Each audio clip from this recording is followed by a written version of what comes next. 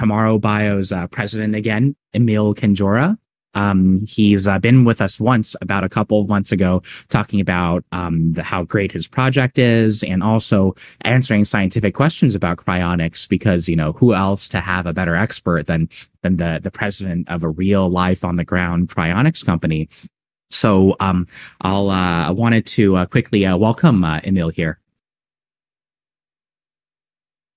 Yeah, thanks a lot. Great to be here. Yeah, for sure.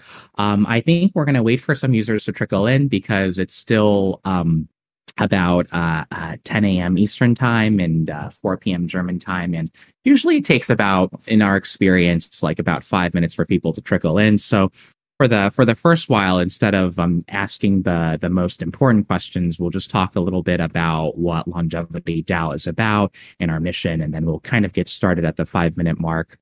So a lot of you might know the background of LongevityDAO, which is basically it started by a set of serial entrepreneurs after our successes in our past startup.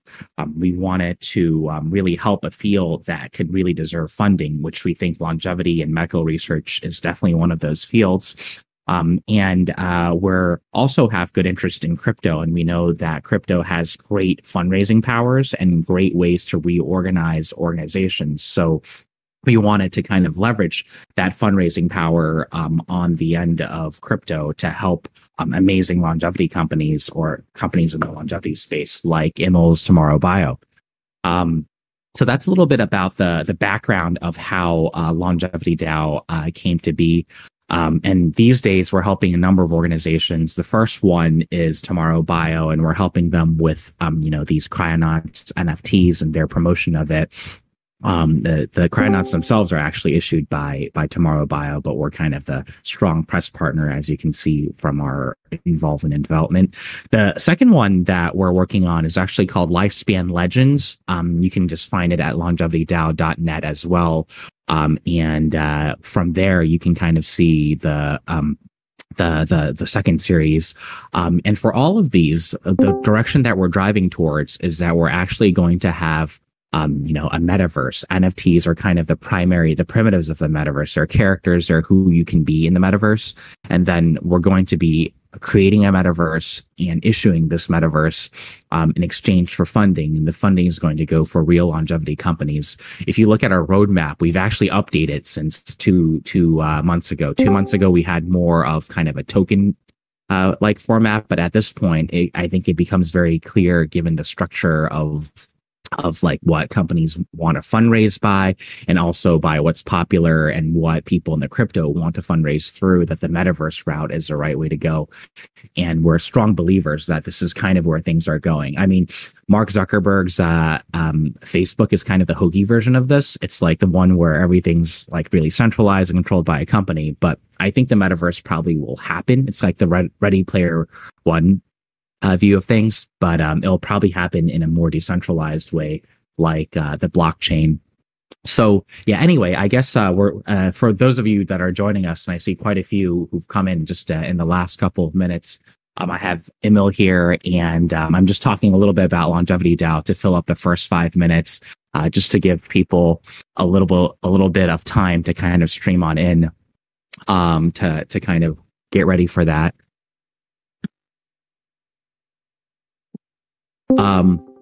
Yeah, I think some other things for we'll definitely repeat this later on, but one of the reasons that we're having this AMA right now, well, first is like Emil's super busy getting the company to run really well, getting funding, getting public interest, and so forth. So his schedule is also very busy. But another reason that we're timing this right now is because the Cryonauts is actually minting later today at 2 p.m. Eastern time, 6 p.m. or 8 p.m. German time.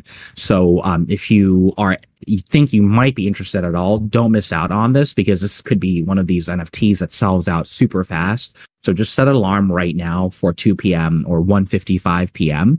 and then go to cryonauts.xyz when the time comes in order to make sure that you're part of the mint. So I think a lot of people have streamed in at this point. I will get started then. So I welcomed Emil to the show just a couple of minutes ago. And I guess one of the first questions that I think that our audience members would be interested in, especially those who haven't joined us in the past, is tell us a little bit about Tomorrow Bio, how you got inspired to start it, and where it's going today. Yeah, absolutely. So Tomorrow Bio, as you already briefly mentioned, is a cryopreservation organization.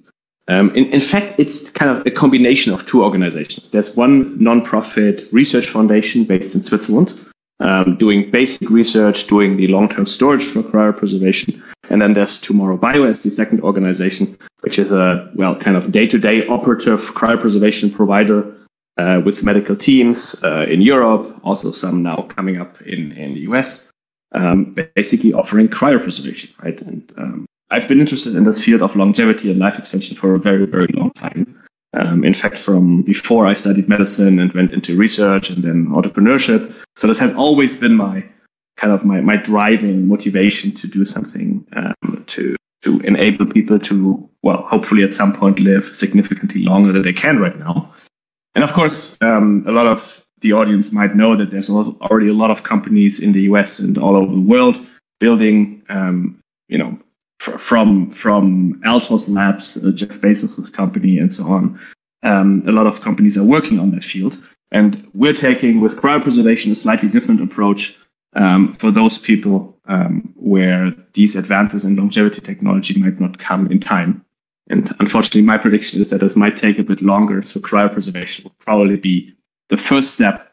And then hopefully everybody is being woken up once lifespan is significantly longer than it is right now. So yeah, in short, it's a cryopreservation provider and a cryopreservation research organization. Yeah, that makes total sense. I think cryopreservation plays such a big role in longevity because we have, pretty good, we're getting advances in longevity therapies, but for a lot of people who are 70, 80 today, I know how optimistic people like Ray Kurzweil can be, but the realistic chances for people who are 2 years away with a fatal disease is not that good. And cryopreservation is probably the best hope. So this is a very good cause. So I guess this kind of is a good segue to talk a little bit about what are Cryonauts and why did you guys decide to work with Cryonauts? So in these fields, in fields that are slightly more futuristic maybe than standard entrepreneurship topics, like life extension, like blockchain technology, like crypto, there's usually an overlap of people who are interested in multiple of those. So I've always been very crypto friendly. A lot of our funding comes from crypto-related funding sources to people who got wealthy through crypto and then donated to our foundation or invested in our company and so on. So there was always a large overlap. And apart from that, we are very, very interested in building community for this topic, for the cryopreservation space. Because of course it is currently kind of a smaller topic, but growing significantly. And community building is a very important part here. So in our thinking, doing an NFT launch is a tool for us to build kind of an inner circle of a community. And kind of we consider these NFTs as kind of a ticket, kind of a voucher to be part of this inner group of community, right? And kind of if you look at the perks, and we probably might talk about more about them, like parts of the perks are kind of invitations to our conferences, to our dinners, to future AMAs, and so on and so on. So for us, this is apart from, of course, funding research. It's very important for me to always say that 100% of the proceeds goes towards research funding. It is a tool for us to build a community and kind of give back a bit to the community. Yeah, that's a great answer, Emil. Yeah, I just wanted to highlight some parts of that. The community, I think, is probably the strongest reason to do this NFT. A lot of cryopreservation communities or cryopreservation organizations emphasize the community portion. I know Alcor kind of sees it as a membership, even where, you know, you're part of the club if you join and everyone helps each other. And there's almost, I think, I'm not sure if they're exactly organized as a nonprofit, but it's not organized as like, you know, we want to maximize market cap or anything like that for Alcor itself.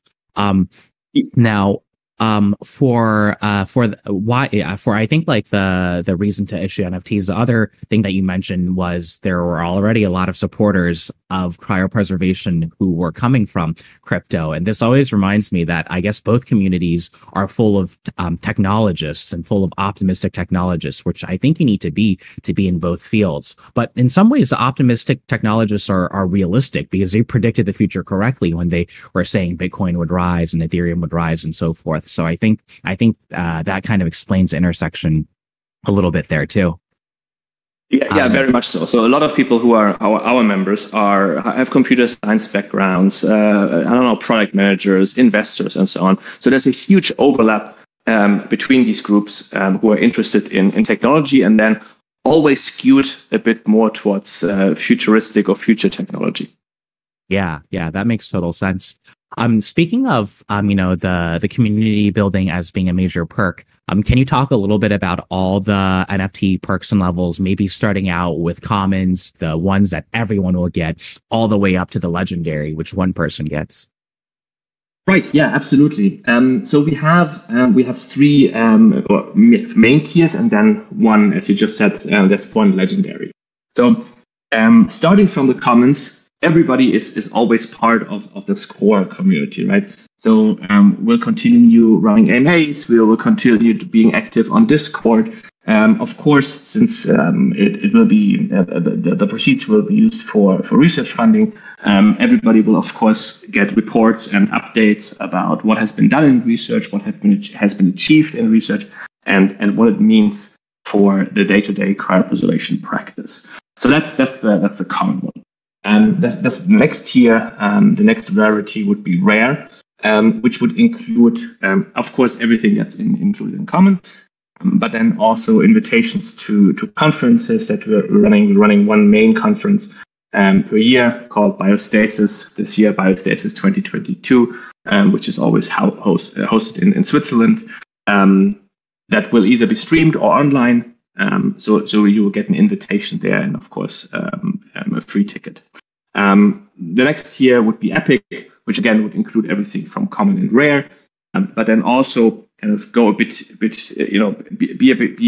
get you access to the more private events like speaker events, like VIP events, speakers dinners, and so on. And then last but not least, there's this one legendary NFT, and that includes, of course, everything what I just said, and then it also does include a free ticket. It's a free voucher to a full body cryopreservation, fully paid by us. Yeah, that sounds amazing. I think the entire stack is great. I think, it's easy. I think everyone talks about the legendary perk and so forth, and that's been emphasized and a bit in the past. But I think that the entire collection, because there are so many community events there, the biggest perk overall, I think by breadth, is being part of this community as someone who's very interested in cryonics and so forth. So that sounds great. But then I guess to turn the attention back to the legendary, can you tell me a little bit about that perk? And is it going to mint even if not all 10,000 NFTs fully mint? Yeah, absolutely. It's always being minted. I think otherwise it's not fair and makes it too complex. So no matter the amount of NFTs that are minted in the end, the legendary one is always minted. Yeah, that's great news. Yeah, music to our ears. I think the general impression we want to kind of give for Tomorrow Bio and LongevityDAO is that we're kind of a straightforward, honest company, and we're a trusting company, and we want to kind of be in a situation where we're not nitpicking little details and things like that. So yeah, I think that's great. One question that I'm almost kind of curious myself, and then we'll dive into some pretty we have a lot of great user questions as well, or community questions as well. is what is the actual full cost of biostasis? I'm kind of a business geek because like I came from building an online education startup, and then I did some real estate stuff, and I'm still doing that on the side. But like I always kind of like to know, what are the main components? So right now it's like 200,000 euros or 400,000 euros to do biostasis. What fraction of that is like labor or capital, the standby team, the long-term storage, just roughly? So in any cryopreservation case, there's basically two big, costs. One is the long-term storage, and then one is everything else, mostly what is called SST. It's an abbreviation for standby, stabilization, and transport. That basically means if we kind of go through the whole process in chronological order, if someone is pronounced somewhere, like, has just died and then is legally pronounced, then we dispatch one of our teams. So that would be the standby part. That part is the team is being dispatched to that body, to that patient. And now, in my example, the patient has already died, but of course, it's also possible that someone contacts us and says, hey, listen, unfortunately, I just got a terminal diagnosis. The doctors think that I might die within the next couple of days or so. Then we would already send the team and have the medical team, our doctors and perfusionists and so on, wait in front of the hospital, figuratively speaking, until the patient is pronounced to then be able to do the cryopreservation without any delay. So that's the first part. And of course, here, that's mostly equipment costs, meaning our medical ambulances, which are these mobile operating rooms, and the team. Then there would be the part which is stabilization, meaning that would be the initial what is called cardiopulmonary support, which is chest compressions, making sure that the body doesn't deteriorate, and so on and so on. And then the perfusion of the cryoprotective agent. And again, within that, it's a combination of labor and equipment and a few consumables, for example, the cryoprotective agent itself, and so on. And then there's transport, meaning the transport to one of the long-term storage facilities. In our case, in almost all cases, to Switzerland, which is our long-term storage facility. So all of that is within the ballpark of 80,000 euros or US dollars, which is currently almost the same. Of course, it's also possible that the patient dies, abroad on vacation or on business travel or whatever. And of course, then this whole dispatch would include flying to the patient, waiting there on site, flying them back, and so on and so on. So that's the first part, ballpark 80,000.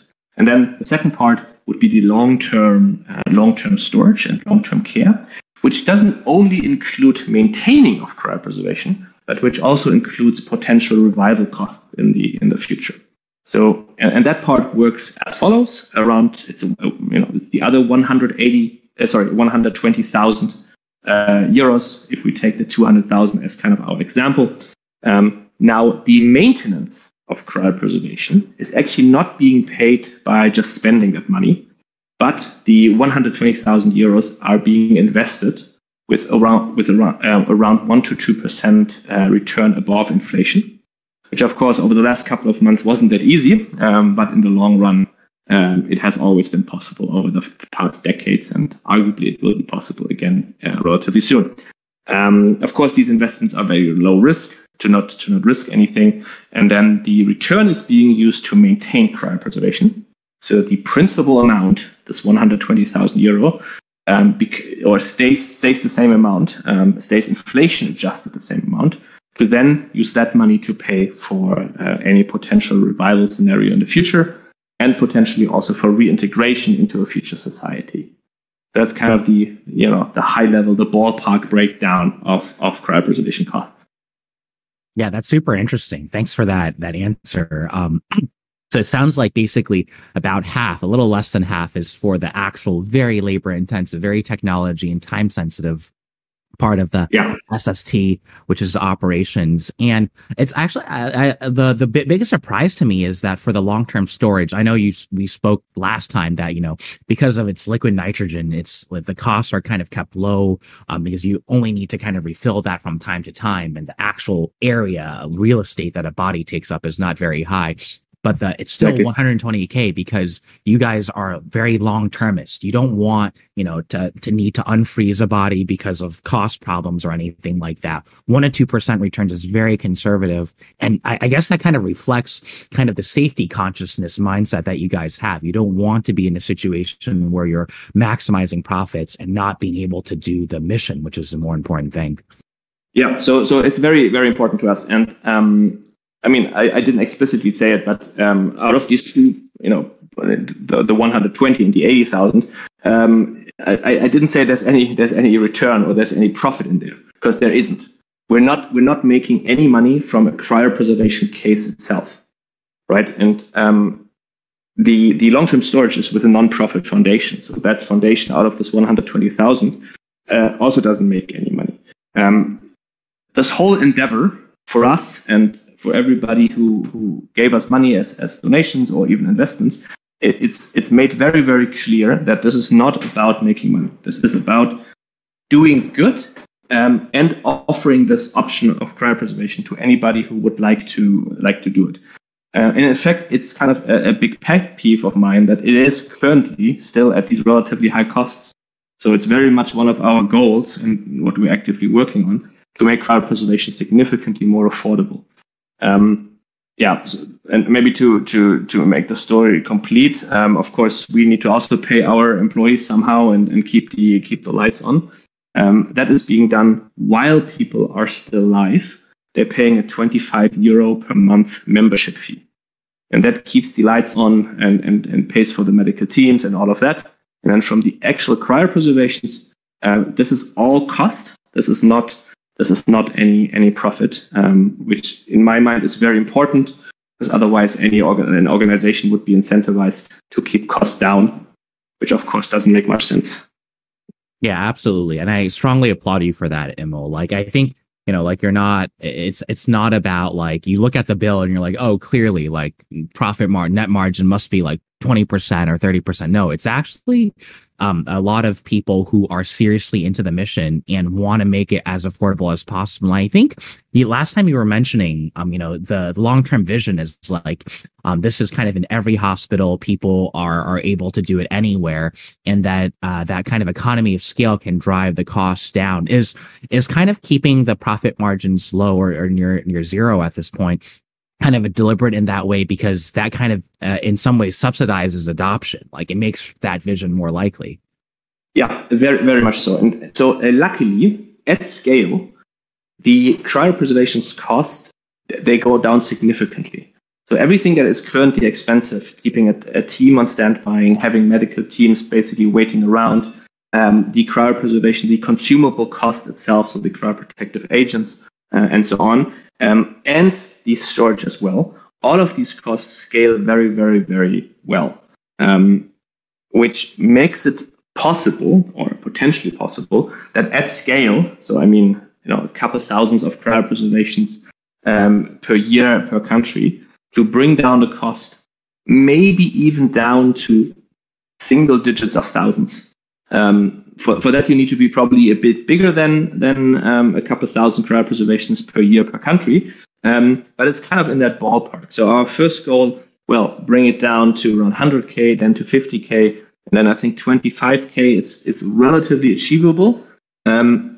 Everything below that then needs much larger scale, but that is very much the goal, to make it affordable to anybody and everybody.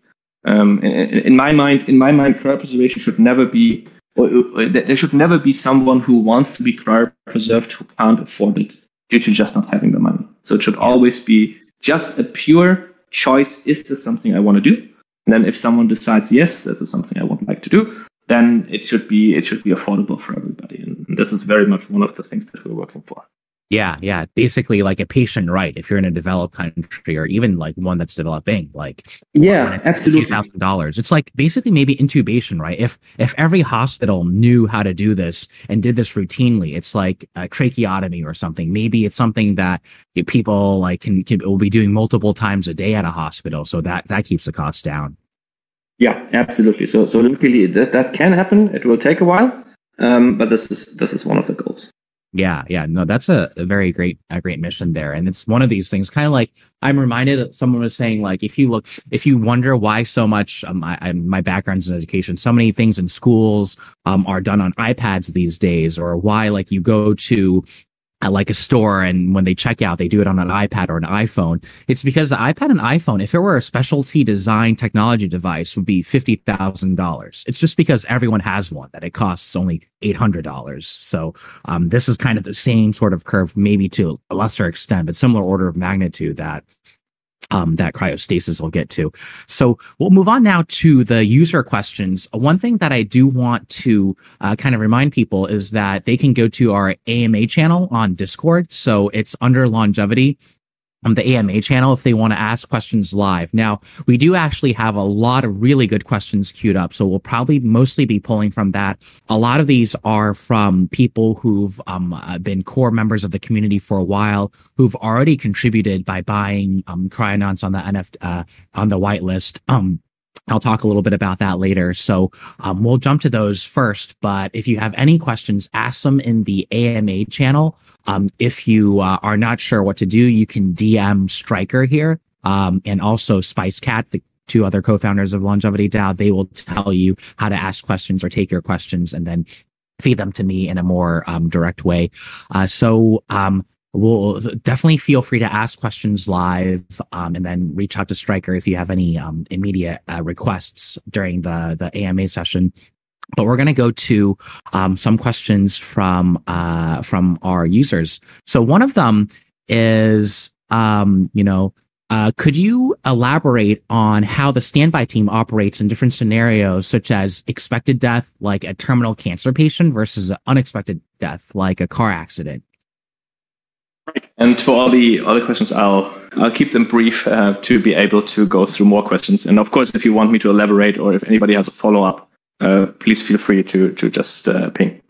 So there are kind of two main standby cases, right? So one, as the question already suggests, is the person has a terminal disease, knows that they will probably die within a couple of days or a couple of weeks. And then there's the case where someone has already died and we are being notified after the fact.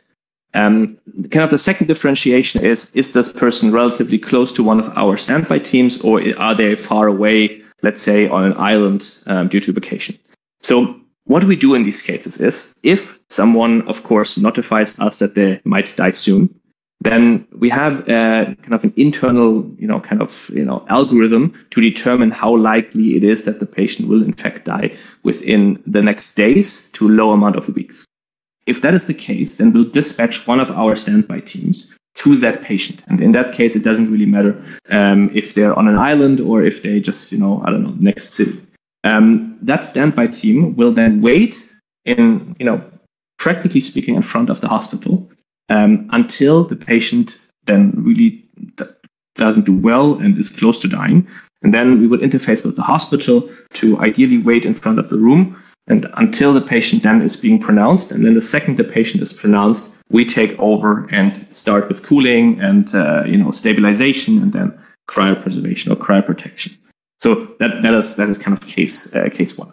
Then the second case, of course, is someone dies, let's say in a car crash, or we're not being notified on time, but we know about it after the patient has died. In that case, we would dispatch the standby team that is the closest and is able to reach the patient the fastest, practically without any delay. So we'll directly, the medical team will jump out of their seats, get into the car, drive to a hospital, drive to the airport if necessary, if further away, and then make sure that we reach the patient without any more delay. At the same time, we would discuss with the doctors on site, or if there's any support person on site, that we would ask them to already start with cooling. Of course, that might not be as advanced of a cooling technique, but even ice, like water ice, helps. And last but not least, we're more and more, and this is again where this community aspect comes into play, we're more and more helping local organizations or volunteer organizations to build these initial standby capabilities and stabilization capabilities. So that in one of those cases where we're being notified without any advance notice, that then we would ask a local team if they can already, or ask them to already start initial cooldown while we're on the way. I think these kind of are the main differences how standby works. Yeah, thank you for that answer. That's very thorough, and it clearly seems like you've thought through the case trees very well. And like there's been, I guess, a number of organizations doing these for a decade, so there's probably a good path for those. And I know one of the things that is special about Tomorrow Bio is kind of trying to be on site quickly. I've seen the pictures of your ambulances and your employees there, and that's a lot of fun. But like how the follow-up question from this person is, how fast in hours can the standby team be on site in case of a accident, let's say within the EU, and how long can the standby team stay on site if the patient's terminally ill, like in terms of days or things like that? Yeah, so currently we have three main teams here in Europe. One is based in Berlin, one is in Amsterdam through a partner, and we're currently now building a third one in Zurich in Switzerland. Additionally, as I just mentioned, we're in practically all European countries. So in the Nordics, in France, in Spain, in Portugal, in Italy, and so on. We're in talks or have already started to work with local teams to have a local like first aid kind of team, right? So it really depends. So it really, how fast we are practically does not depend much on how fast we want to go, because we always go immediately. It really depends just on pure logistics. So let's say you're in the south of Portugal, then of course with the teams with Amsterdam, Berlin, and Zurich, we might need a while until we get there, right? We of course would use planes and so on, but still it's going to be a couple of hours. In that case, we would already discuss with the Spanish volunteer first aid team or a Portuguese team that they should already start the first procedures. So there isn't really like this one number how long we take. It basically takes whatever is the fastest way to drive or to fly. People have the opportunity to provide additional funds for standby if they should choose to do so. So above these 80,000, which would enable us to, in these cases, take private jets. Private jets, unfortunately, are excruciatingly expensive, which would not work with just 80, in quotation marks, just 80,000. But it's also very rarely needed. But in the case it is needed, it helps. The second question is how fast we need to be, or something like that. Can you remind me? This is basically for terminally ill patients. If you're already in the hospital and you have stage 4. How long can we? Yeah, how long can we stay? Yeah, so that's usually not an issue. So we can stay a week, we can stay 2 weeks. Of course, we would need to leave if there's another case where, for example, just someone has died, and then we would dispatch another team. So it's a bit of a load balancing kind of question, but we currently have way more teams than there are cases to make sure that there's never 2 cases overlapping where we then need to withdraw a team. We would basically stay on site until the patient should die. There are, of course, medical cases where the situation of a patient gets significantly better. Then we would, withdraw the team. Let's say, the doctors think, hey, this is actually all, there is no immediate danger of death anymore. And of course, based on our experience and algorithm as well, we would not be able to stay for 2 months or something like that. But usually it is not a problem that we need to withdraw the teams after, let's say, 2 days or so. So it can be in the low amount of weeks. Yeah, no, that's a great answer. Yeah. And to highlight, I mean, obviously I don't have immediate, terminally ill patient death statistics with me, but just anecdotally, you hear stories where people know that the event's going to happen within a day or two. So when Emil is saying 2 weeks, things like that, that's a very broad window versus time spans where people know things are happening. And from a medical technology point of view, right, you can do extraordinary things to keep people alive for just a little bit more in terminally ill patients. So the time can actually be bridged pretty decently. Or, if someone's going to go in 2 days anyway, there's also directives you can give. So basically, I'm trying to highlight that 2 weeks is a very broad window given what people know about, when people die these days. And so that's already very much erring on the side of caution. So if someone would say, "Hey, we can stay there for 3 days," then I would feel a bit uncomfortable. But 2 weeks is it's not an issue.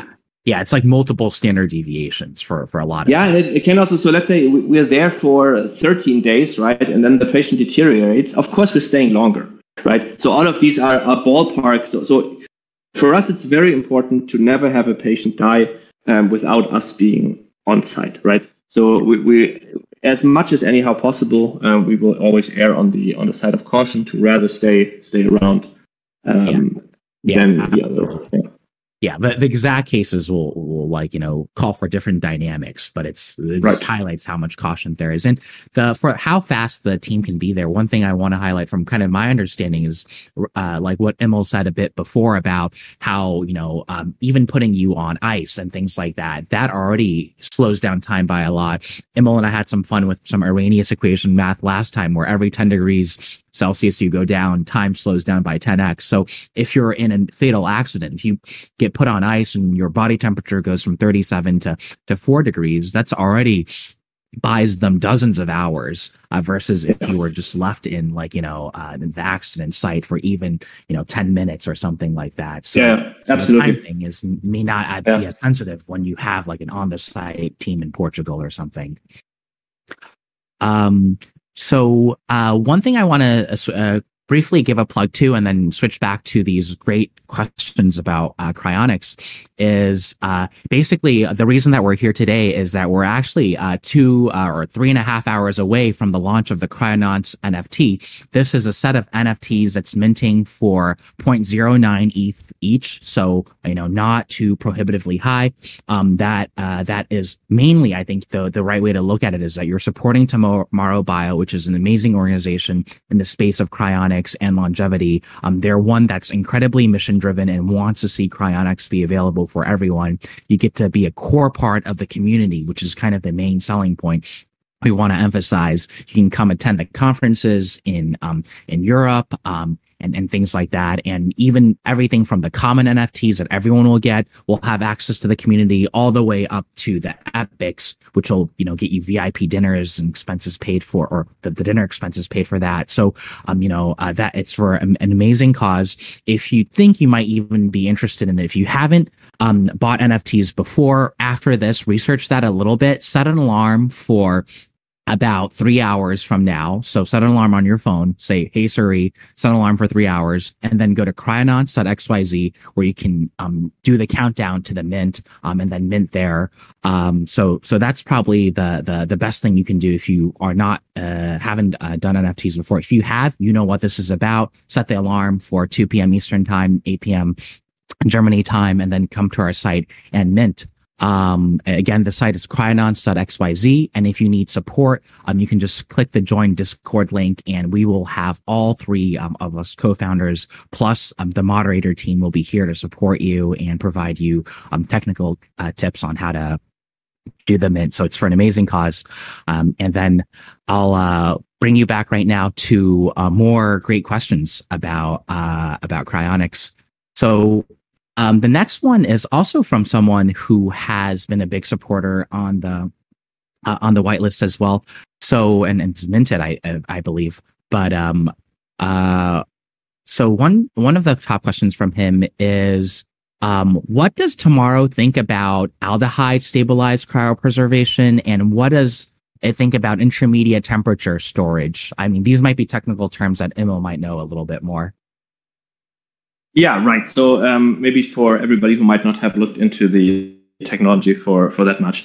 So aldehyde stabilized cryopreservation is an alternative method of how you do the preservation. In a standard, in quotation marks, cryopreservation, a process called vitrification is being used, which basically means the tissue is being kind of transferred into glass-like amorphous state, which then basically stops all metabolic processes. Aldehyde stabilized cryopreservation is as I said, a different approach to that, which we use so-called chemical cross-linking and low temperatures. So It's a technology that has been discussed over the last years quite extensively, because there were some papers, and there are some papers that show that with that technology you can have very, very good what's called ultrastructure preservation, which is basically the preservation's quality on an intracellular kind of scale, which of course is very important, because it only makes sense to cryopreserve someone if you can keep their brain structure intact without damage and with high quality. So one of the reasons why we called the organization Tomorrow Bio, or Biostasis for long, and the foundation is called the European Biostasis Foundation, is because we always wanted to be very, very agnostic and open to whatever technology is the best. So I've been in contact with the people who practically invented aldehyde stabilized cryopreservation for many years. And it's very much something that we will probably either offer or at least offer in certain cases. There are some, not problems, but there are some difficulties with ASC, aldehyde stabilized cryopreservation. It's a bit more difficult to implement in real life cryopreservation cases, because it handles ischemia, or it doesn't react that well to ischemia. So if the body has already not been supplied with oxygen, or not ideally supplied with oxygen for a while, ASC might not work that well. So while this works in the lab, in real life situations, it's not as well researched and tested. But we're very open to it. Not only that, but also in general, other technologies that might come about in the future. So my goal is always that the preservation is being done with the best possible technology. And if you want to discuss this more, by the way, feel free to reach out, because we could talk way too long for this setting about it. So feel free to reach out to us in person. I'm more than happy to discuss these kind of questions in more depth. And of course, that also is true for everybody else's questions. So feel free to reach out if we don't get around to your question. Real brief about ITS, which is called intermediate temperature storage. So for the long-term preservation, most cryopreservation patients are currently stored at -196 Celsius in liquid nitrogen. So at these temperatures, no metabolic activity is going on anymore, so nothing happens anymore. But there are some downsides to go that low. In fact, you would like to stay slightly higher than that temperature to avoid what is basically thermal stress. So at these very low temperatures, due to some physics, thermal stress is being generated in the tissue, which can lead to some problems. We do a lot to avoid that, but higher temperature storage is still better. And that is what ITS is. Intermediate temperature storage stores the patient not at -196, but at around -140. Depends a bit on what technology you use exactly, but ballpark. At that temperature, less thermal stress is happening, which increases the storage quality. So ITS is one of the research topics that we're currently working on. In fact, we are just about to launch a research project with one of the large cryopreservation labs, and we will offer ITS storage in Switzerland. This will not probably be this year. This will take a bit, but it will definitely be one of the options that we will offer. Probably it will be a bit more expensive due to a large range of technological differences. But apart from bringing the cost down, increasing quality is another very important part of our mission. So ASC might be something that we will offer once it's actually implementable into a day-to-day setting. And we will also do research toward that. And ITS is definitely something we will do.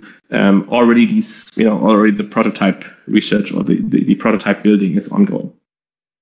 Yeah, that's great to hear. So I think the summary is that both of these are very promising technologies that go towards the direction of different cryopreservation and better cryopreservation potentially. And ITS is more clearly on the roadmap. ACS is also something that Tomorrow is open to. So that's really great. The next question is more for I guess on the Cryonauts side, because a lot of people are probably here because they're excited about the mint that's happening in about 3 hours.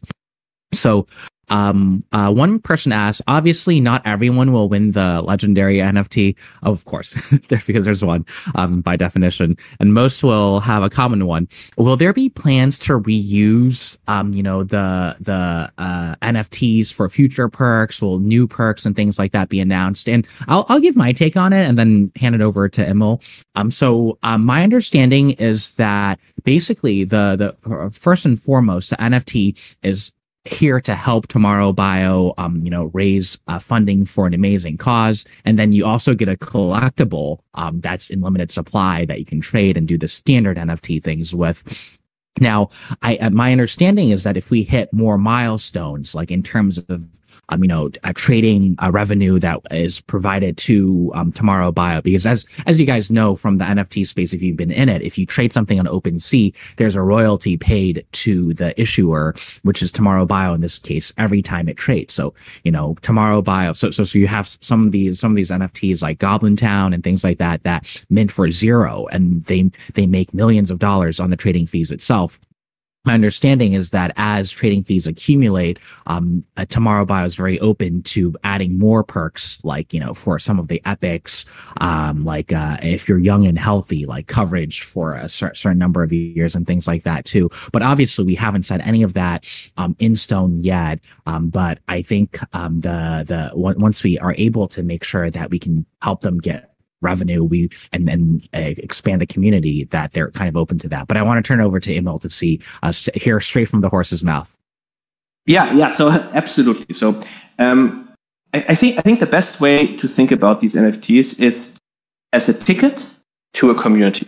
And as I said multiple times in the talk, this community building and supporting community is a very, very important part of our long-term mission, right? So I'm not building these organizations to sell it in 5 years or step down in 5 years, right? So for me, this is a 20, 30, however many years kind of mission. And in fact, I don't plan to do anything else in my life anymore. So this is a very, very long-term endeavor and really dear to my heart.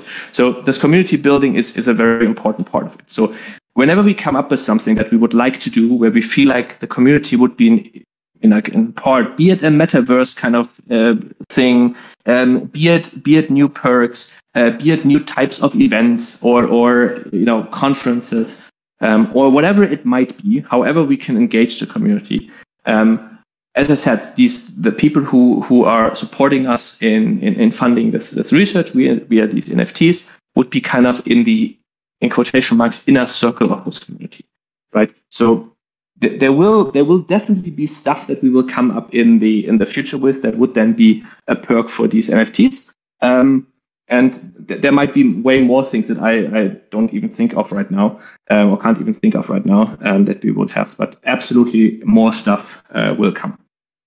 Yeah, no, that's a great answer. And I kind of to emphasize that, yeah, I think one of the main reasons to do this is because there's a great community, and there's going to be long-term support from this company, Tomorrow Bio, that's going to be here for decades, centuries, to make the revival dream, a possibility. So, I think from that end, that's kind of one of the main features. What I found kind of really exciting about working on Cryonauts with you, Emil, is that we always reach out to our community members, some people who, pay money to be on the whitelist and things like that, and then interview them. And I'm just very impressed by how many of these people, you have half the people who are really into NFTs and collect a lot of them, and I can talk to them about all their collection.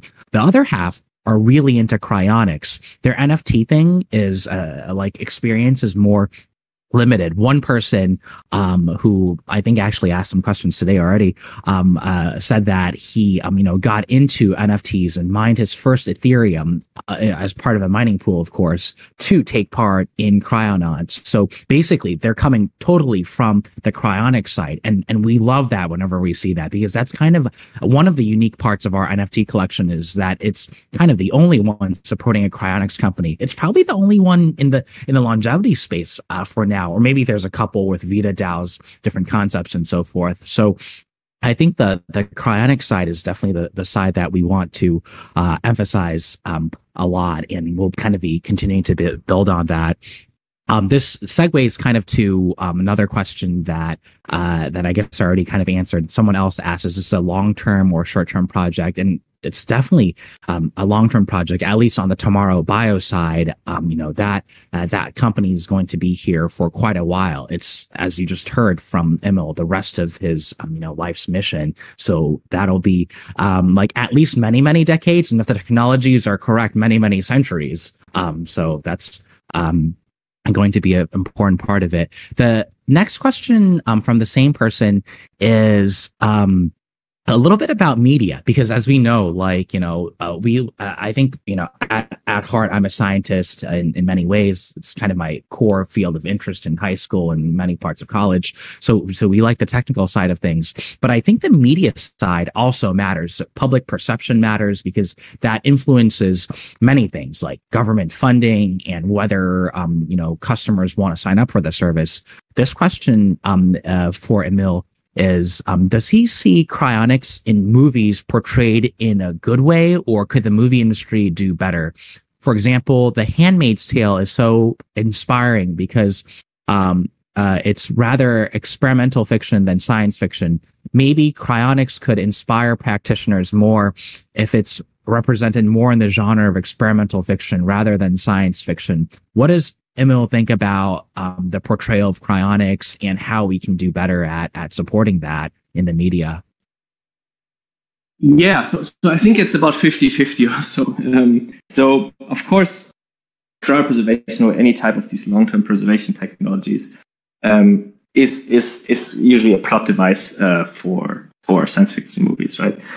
Sometimes in a positive way, but of course, I also remember a couple of movies where it's arguably not necessarily positive, or at least the person who's then coming out of cryopreservation is not faring well, or something like that. So actually, if someone wants to look it up, my team did a YouTube video about how cryopreservation cryonics is being portrayed in media, and we went through a couple of movies, a couple of films to discuss if that's more realistic or if it's just pure science fiction.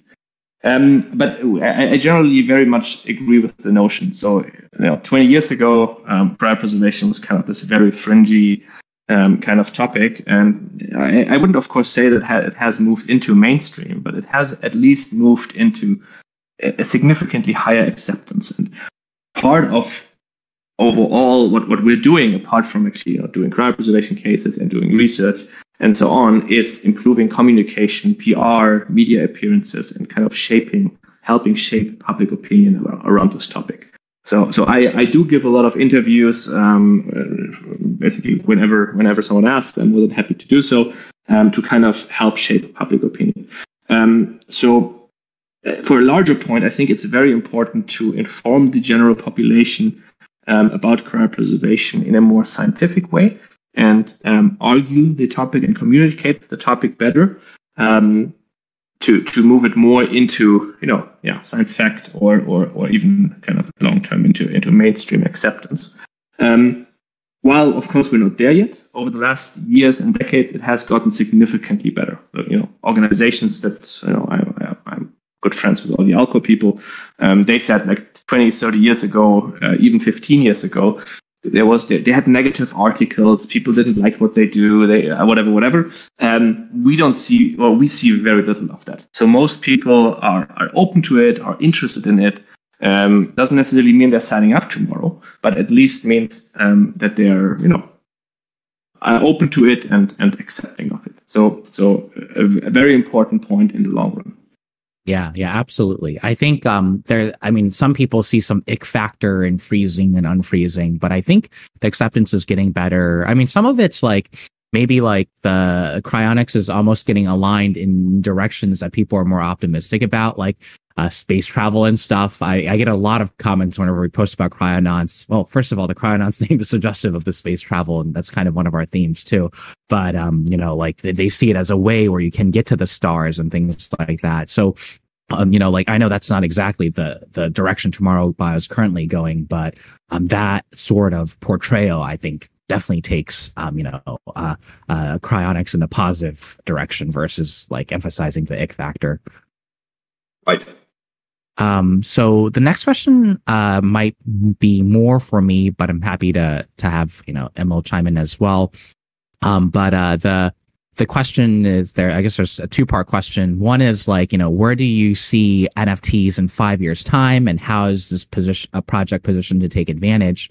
My personal view on this is I think I'm a very big believer of the metaverse. Like, some people say, oh, like, if you watch Ready Player One, the idea is that everyone lives in a virtual universe instead of the current universe. A lot of people are like, oh, that's so science fiction. Like, when is that ever going to come? VR sets are not there yet. I like one really clever argument that I've always heard is that it's already here in some ways. Like, we already live in virtual reality. They can take off all the signs in the highways in the streets today, and I think 80% of people can still navigate around because people use GPSs instead of signs. The idea is that the smartphone is already helping us augment reality. We think we're still mostly embedded in, true meat space reality, but the augmentation's already there, and it's just going to get more and more intense.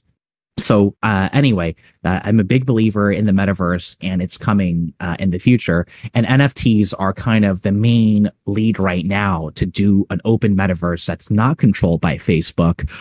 One where anyone can take a character, a Bored Ape, give it land, take a Cryonaut, give it a spaceship, give it a planet, and things like that. So I think in the long term, you have to envision how technology will be different in 10, 20 years. VR sets are going to be a lot better. People are going to socially be more accepting of people spending time in the metaverse and in augmented reality and so forth. So I'm pretty optimistic about that overall, and I see that kind of us being positioned for that. In fact, SpiceCat did the fun thing of making kind of a balloon animal out of one of the NFTs. So if you go to cryonauts.com, you hit the metaverse, you can actually play around with it. It's rendered in using WebGL, but it's surprisingly smooth. So so that's kind of my answer for that front. I think another quick NFT question that is kind of technical is, how does the NFT work? How do we make sure we know who the owner of an NFT is in the marketplace? How does if you're a legendary or an epic, how do you actually assign it, to the right person? So I think like this actually touches upon some pretty interesting topics on technology. So if an NFT right now, mainly on the Ethereum mainnet, it's owned by kind of an Ethereum address. This address can be anonymous, but it doesn't have to be. So you can create a new account right now. You can mint the NFT. No one will know who it is by and large for who's owning this NFT. So the question is then, how do you, like if you want to attend, if you got an epic and you're going to show up at a VIP dinner, how do you do it? It's actually very easy, and it's a solved problem. There are libraries for it in the blockchain. You basically have your account that owns an NFT sign a message saying, hey, I'm Fred, and like I'm showing up right now and I want to be in the VIP dinner. So the account on Ethereum attests that the current owner is a certain person, and that person can just go up to the conference, show a real ID and say, hey, this matches a signed message. And you get security and privacy in that way. You get privacy because the account doesn't have to reveal who it is.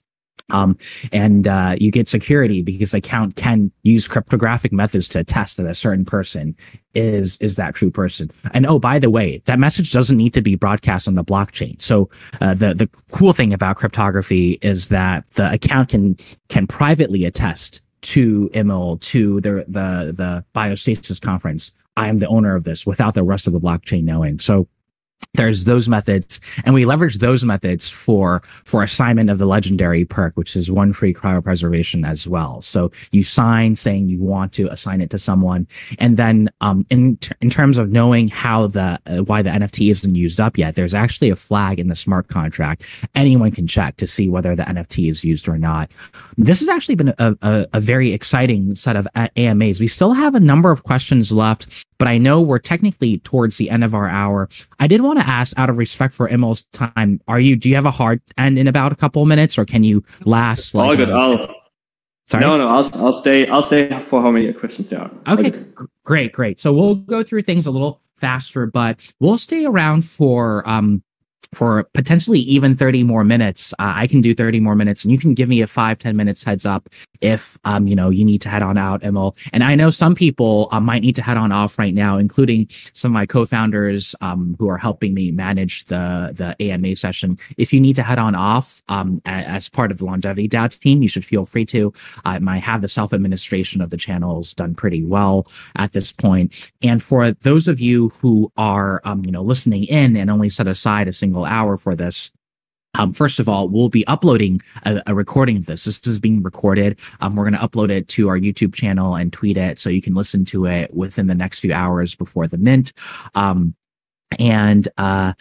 final call to action is basically that we are minting Cryonauts in exactly 3 hours at this point. It's exactly 11 a.m. UFC Eastern Time. The mint starts at exactly 2 p.m. So please set an alarm right now. I'll actually give you a 20-second break right after this to do so. Please set an alarm for 2 p.m. Go to cryonauts.xyz, join our Discord server. Those are the top 3 ways to make sure that you don't miss out on helping what's an amazing cause, joining an amazing community, and getting a fun NFT with some cool perks and stuff like that too. So I'll give you a few seconds to set that alarm.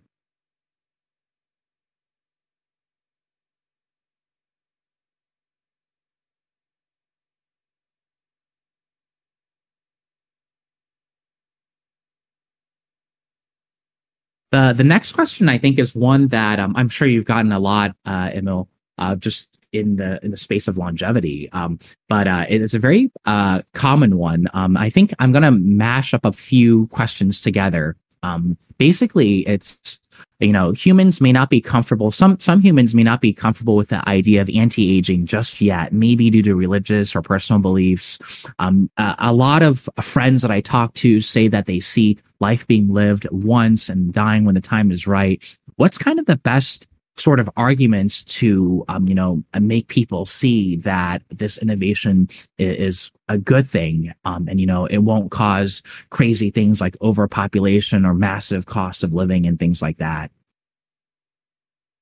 Yeah, so I think there's a couple of approaches. I think if someone really says, hey, listen, I don't want to live long. Life has always been, like dying at 80 is totally normal. I think the first approach is to make them aware that what they call normal is just, it doesn't mean anything that normal means good. It just means that, well, this is currently the standard, right? So I think that the first approach is making them consider that what we consider normal now was absolutely not normal 200 years ago, right? Average life expectancy 200 years ago or so was 40. And even if you take child mortality away, it was significantly less than it is today, right? So I think the first step is always making them reconsider that there could be very well a world, and there probably will be in 100 years from now, where everybody will look back at 2022 and will say, what, these people were fine with dying at 80 or 85? I can't believe it, right? Now everybody lives to 200, and who could be ever okay with dying at 85, right? So, and I think this is the first step. The second step is kind of checking or like asking them if they would be curious how the future might look, right? So I'm not necessarily saying that anybody should live significantly longer, but my core argument, I think, is that we and everybody else in the space is working for optionality, where then people can decide if they would like to live longer. So I think it's a combination of making them see that what they currently consider normal has nothing to do with it being better than anything else, and then trying to make them think about if they might want to do something in the future that they can't do now, or would take a second career and so on. And last but not least, I think an important part of the puzzle is that I think usually when people think about living significantly longer, they imagine someone who's 85, who's kind of being kept alive with low quality of life, with not being physically fit and so on and so on. I think the last important point is to make them see that, of course, that is not what we're talking about. We're talking about, full mental and physical fitness, just having more time to enjoy. And then all these questions, is there gonna be overpopulation in the future, and so on and so on. Well, first of all, if you look at population estimates, currently I think the estimate is that we're going to level off somewhere between 10 and 11 billion people. And then when we talk about the long-term future, we will be able, with vertical farming and so on, to get food for significantly more people than we currently can. And then in the end, the world really doesn't have a resource problem. It has a resource distribution problem. Western countries have significantly too much. Developing countries and so on might have too little. And not even speaking about the possibility of living on Mars and the moon and on the sea or under the sea and so on. So I think long story short, it's important to make them see that what we currently consider normal wasn't normal in the past, and it will not be normal in the future. And kind of this idea of first principle thinking, what will be possible might be something that you might be interested in. Yeah, absolutely. Yeah. On the overpopulation then, I think it's been an argument that's been made by Thomas Malthus 200-300 years ago. It was a rough time span, like the British guy who noticed that, as populations go up, people have more kids, and that pushes GDP per capita down until people are always at the edge of famine. So he predicted, as technology got better, people would always be near starving, as all the technology would translate to more population. But it turns out that, as you have more of a population, you have more scientists working on, good technologies, ways to increase crop yield, ways to increase, energy extraction and so forth, so that you actually have a kind of a technology runaway in the positive direction. We have 6 billion people, but not everyone is starving. The 6 billion people, a fraction of them are scientists who are making, taking the technology frontier forward and causing the resources to be even higher. And yeah, the distribution problem is also one to solve too, where, there's more equal resources across the world as well. Totally buy into Emil's strong argument that a lot of anti-aging is kind of just cultural, in the sense that people are just kind of used to this set of things. One exercise I always like doing is looking at predictions of the future from the past. So get an actual book from 1960s and see what they predicted, or go to actual primary sources from the 1800s and see what they thought of the future. And when operations, when basically medical procedures where they cut open your chest first came to the forefront, there were a lot of people who made the same argument. This is completely unnatural. You're going against the order of the world. People shouldn't do this. If it is your time to, pass away due to appendicitis, maybe that should be accepted. But today, no one thinks that. I think very few people, even if you are very naturalistic or religious, I think very few religions and philosophies say, oh, if you have a bursting appendix, opening it and taking it out is unnatural, or you shouldn't get colonoscopies to remove, growths to make your life, 10 years longer. So I think part of that is maybe just status quo bias. People feel like the current state is the best. So I would say if your friends are kind of like that, that's probably the best argument. Is a lot of technologies when they first came out were seen as kind of unnatural, and now it's kind of the standard thing to do. The next question we have, there's a few technical questions on the NFT Mint, which we love to answer, because it's one of the main thrusts of today is helping people get into supporting Tomorrow Bio by minting Cryonauts in about 3 hours. One person asks, for LongevityDAO, does it intend to have its own token in the future? So right now, LongevityDAO's main focus is to help other organizations kind of issue or get into the crypto world themselves, kind of like what we're doing with the Cryonauts NFT being done by Tomorrow Bio. So that's going to be our focus for a bit. I think the best way to get involved in LongevityDAO, if you want to directly support us on the crypto route, is that our current roadmap does have our native NFTs as well. So we will be having cool characters, a metaverse, and things like that. And subscribing to that can be useful. And obviously, our NFTs are planned to be integrated into the Cryonauts, the Lifespan Legends metaverse. So we, in all likelihood, do have a plan to raffle some of them off to current holders of Cryonauts and Lifespan Legends. So if you want to get in on LongevityDAO itself, buying Cryonauts today to support Tomorrow Bio is probably one of the best immediate actions you can do. Now, to be clear, 100% of the Cryonauts mint goes to Tomorrow Bio, but we want to support everyone who supported the longevity ecosystem. Now, on the tokens front, what a lot of metaverses have found, including, Bored Ape Yacht Club and so forth, is that when you start getting a metaverse going, it has its own economy, and it's very natural to have a token that trades in that economy. So if that becomes the case, or if the community decides that a token is appropriate, then of course we will be doing that. And if we do that, then you can expect a lot of the same things that you see in other projects, happen to our tokens and our NFTs as well, which is that some of them are allocated to pre-existing members of our community, and we consider our broad community to include the Cryonauts community as well. So hopefully that answers that. Another technical question from a whitelist minter that minted recently is, I minted a few NFTs in the last site. On your site, I'm part of your gas rebate program. What's the best way to claim the gas rebate? So as you know, you have to spend a little bit of gas to mint NFTs. Gas is basically a transaction fee that you pay to the Ethereum ecosystem.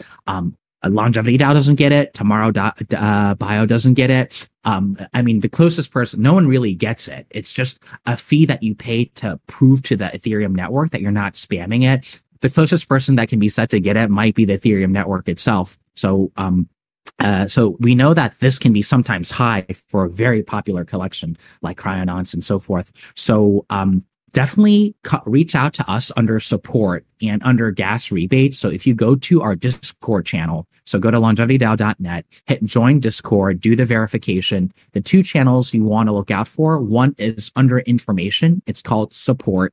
If you're listening to this, you're in our Discord right now. So the instructions are more for people who are listening in the YouTube or things like that afterwards. If you click support, you can definitely talk to us. We will be manning the support lines all throughout the mint, plus days after the mint starts.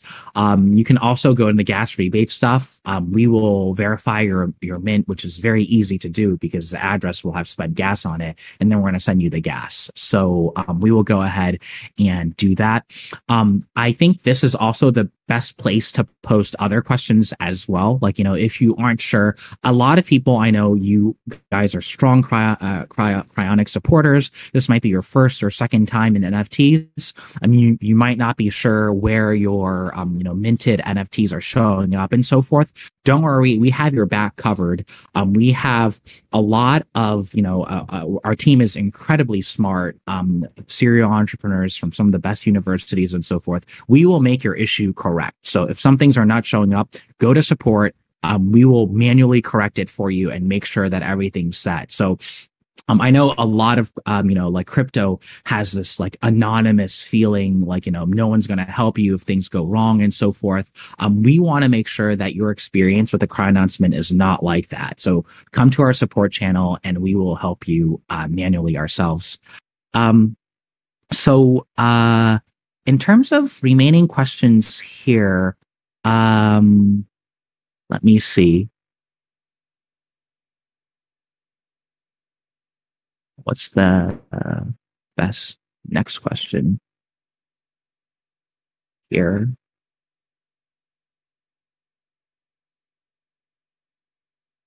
Oh, this one I think you might have answered a little bit in the past process. How much electricity is needed to keep people cool? If you're in cryostasis, is it a very electricity intensive thing?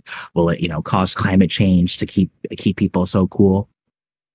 Luckily not at all. So there's actually, in fact, there's no electricity needed at all.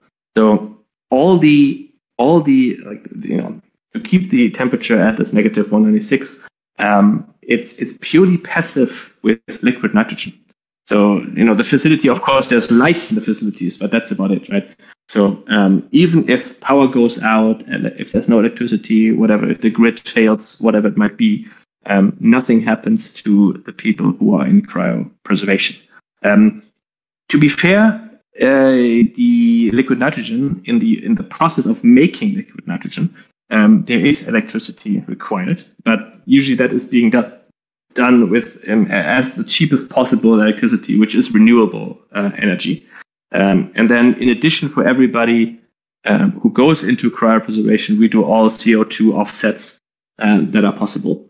But electricity on the day-to-day, no electricity is required.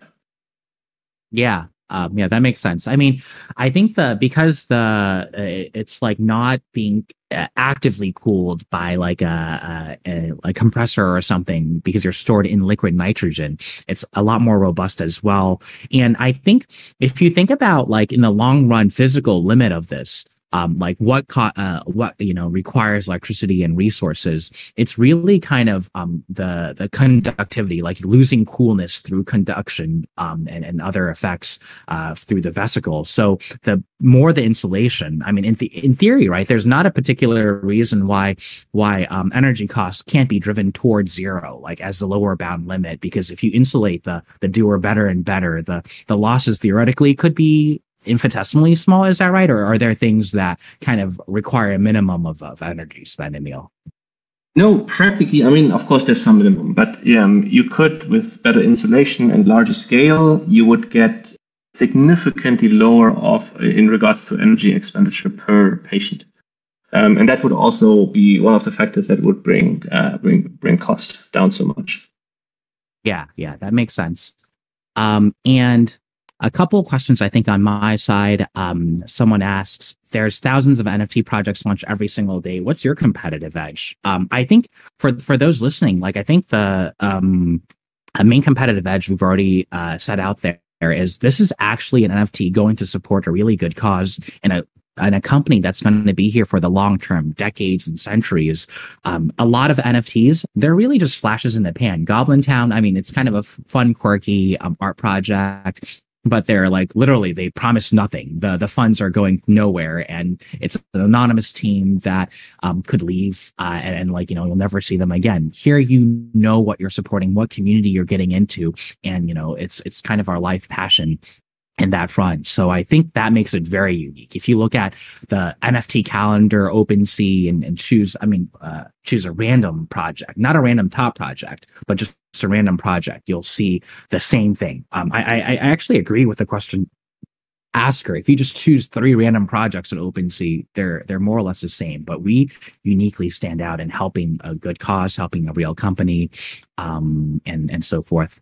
So the other question, I guess, for me is are there future NFT collections aside from the original Cryonauts? Are there going to be new NFT collections? So Cryonauts, I think, is kind of our focal NFT right now for today and the next few weeks. This is basically the one that we want to support the most at LongevityDAO for now, and the one that's 100% of proceeds are going to help Tomorrow Bio, and they've kind of pledged the majority of the proceeds for new research and technology as well. So I think that's kind of our main focus. I do want to say that part of creating a metaverse is having a plan for more equipment. Maybe the Cryonauts get spaceships in the future or gets planets.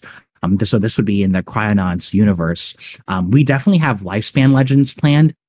So a second set of NFTs are there. And the third set, which is kind of our own native NFTs as well, is kind of in the pipeline. And those are, just to put a little, disclaimer asterisk on it, those are all being planned. Everything that I'm saying are plans, not promises that you should make decisions on today based off of that being a guarantee or a promise. These are all plans, but we think that for LongevityDAO we have multiple series of NFTs, and for the Cryonauts itself, it depends on kind of how the project develops. But for the metaverse vision to be realized, which is kind of our aim, having more NFTs would be a plus. So the next question, I believe, is for Emil. It says, currently, if you have a cryopreserved person in Switzerland and there's legal or economic troubleshooting, do you have a backup plan set up? Maybe I can reword this to, do you are there like, legal or economic risks, and like, what are some mitigations you've done for the top legal or economic risks that you see? Yeah. So first of all, of course, the choice to have the long-term storage facility in Switzerland was already kind of a mitigation, right? Switzerland is a country that has a very strong history of libertarianism, right, or kind of liberal, like a liberal society, with the general assumption that if you're not hurting anybody, or everybody can do whatever they want if they don't hurt anybody else. It has a very strong, stable legal system, and all of that, right? Of course, it is possible that there are some geopolitical risks. So legal risks, to be fair, there aren't that many in Switzerland or in Europe as a whole. Geopolitical risks, currently, it also except for maybe a bit further to the east. But general, of course, Europe has been very, very stable over the last many decades. It is, of course, possible that 50, 100 years from now, one or either of these things changes. At that point, so with scale, at that point, we would arguably, or plan-wise, already be significantly larger than we are right now. Meaning there might be, or that there should be backup facilities in other geopolitical regions of the world, right? With scale comes security and safety. The storage is underground in Switzerland. The governance structure is set up to have a self-amending board with very, very strict regulations who is allowed to be on the board, and so on and so on. So from a legal standpoint, from a geographical standpoint, from a geopolitical standpoint, I'm reasonably confident that the organization and where we are in the facility itself are set up to guarantee, well, the maximal possible security. And over time, I plan to build more redundancies, more backups, and so on, to always be able to have long-term storage, well, with absolute security and safety. Yeah. Yeah, no, that's really cool. I guess, like, yeah, it's useful to point out that despite the organization being currently based in Berlin, Germany, that the facility is planned in Switzerland, which is basically one of the longest continuously existing countries in the EU. That if you look at, like, if you're, a lot of you here are from the EU and are EU history buffs, you kind of know how much Europe's been relatively stable for 60 years, but over 600 years, there's been lots of fluxes, 40 years war, and so forth. And like Switzerland overall is just, especially in recent centuries, been very stable. So that choice just shows a dedication to stability. It's not the most convenient facility right out the door in Berlin. That specific choice was thoughtfully done. Couple more questions that I'll do quickly because we will probably end in about 8 minutes or so. Is can you tell me more about royalties on the NFTs? Can an individual owning the NFT determine the percentage, or is it automatically done on the platform? So quick answer to that is royalties on the NFTs are determined by the platform that you sell it on. In our case, it's OpenSea, because everyone sells it on OpenSea. It's like basically the New York Stock Exchange of NFTs. Like they allow you to set the royalties when you exchange through them, and for us it'll be single digit percentages royalties being sent to Tomorrow Bio, which is very standard. All the projects do it.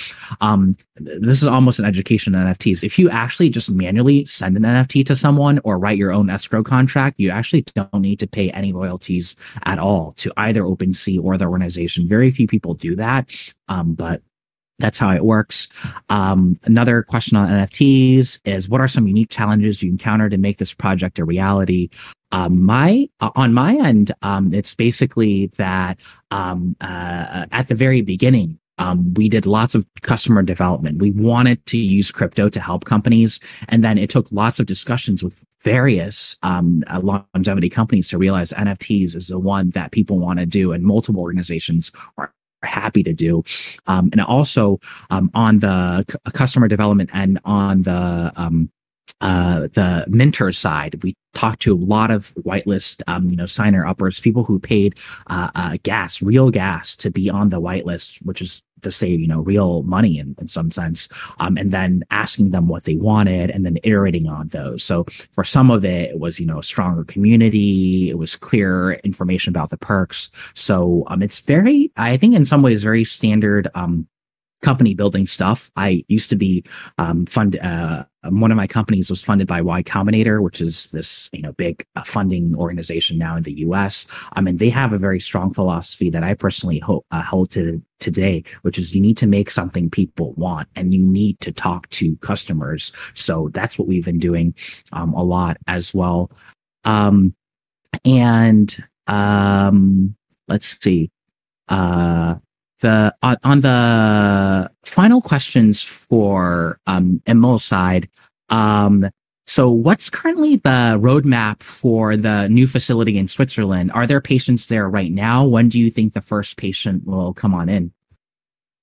Yeah, so the facility in Switzerland is fully completed, right? If anybody wants to visit it, I think the next most fitting date would be at the next conference in October, and of course every NFT holder would have a ticket there and would be invited and so on.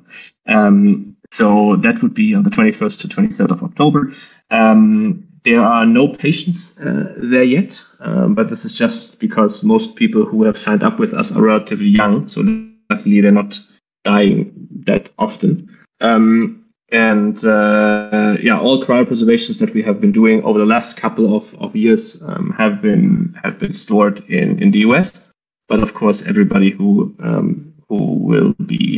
dies now and is cryopreserved will then go to Switzerland. Yeah, no, that sounds good. The facility is right there. You can go there and take a look yourself. Absolutely. And moving on from the user questions, the final two ones were, are founders allowed to mint? Like for example, you as part of Tomorrow Bio, me as part of LongevityDAO, are we allowed to mint the Cryonauts NFTs ourselves? Yeah, we are. And the reason for us, I think, or why we decided to do it like that is, first of all, we asked the community, and there was the majority of the community, or even a large majority of the community, felt that's the right way, so that we have skin in the game, right? And not abandon the project. I don't know, a year down the line. But really kind of, everybody who has strong intrinsic motivation and wants to be part of the thing is allowed to be part of the thing.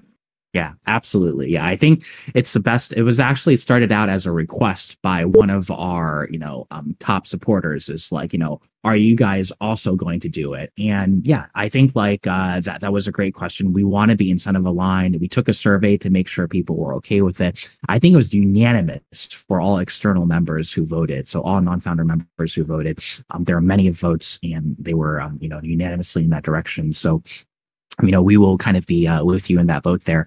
So the final question is, what's the main message you hope listeners take away for this NFT launch? Why should they, go to our site in 2.5 hours and buy as many, NFTs as they can support? Yeah, I think there are two main things, right? Or maybe three, right? So one would definitely be wanting to support research and having a cool, innovative way to support research in a topic that, in my mind, is very important. Second would be to be part of what we talked about a lot, to be part of this kind of inner circle of a community of, long-term thinking, very innovative, futuristic people who are into future technology.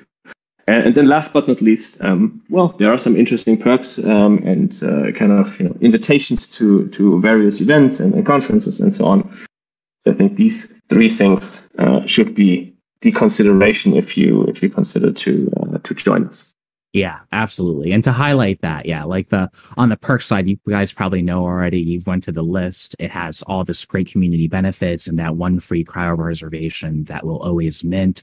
On the community side, I think it's especially worth emphasizing that the community came first here. Like some things like Bored Ape Yacht Club or CryptoPunks. I mean, you can talk to them, and I don't want to see what their original plan was, but a lot of my feeling is that their community actually came to being only after the NFTs, like took off. Whereas for us, the community is like primitive. We want the community already to be there, and it will be there. So I think that makes this extra special.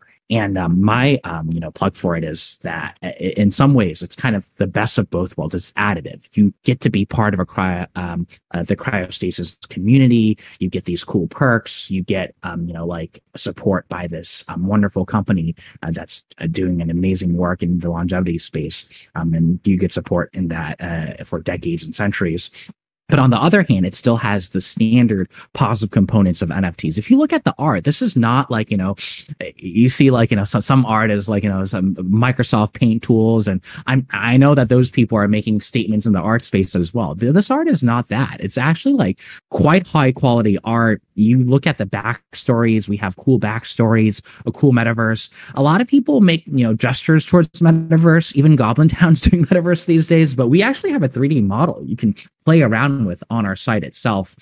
So, we have all the standard things, guarantees that, this is going to be at most 10,000 NFTs. There's an upper bound on it. We have the standard, NFT stuff. And, we actually have a very smart, top talented, engineering team that made these NFTs, ensuring that they're minimally, like that they're safe and so forth. So I think like it has all the standard good NFT features along with the standard or like a very unique supporting a good cause feature.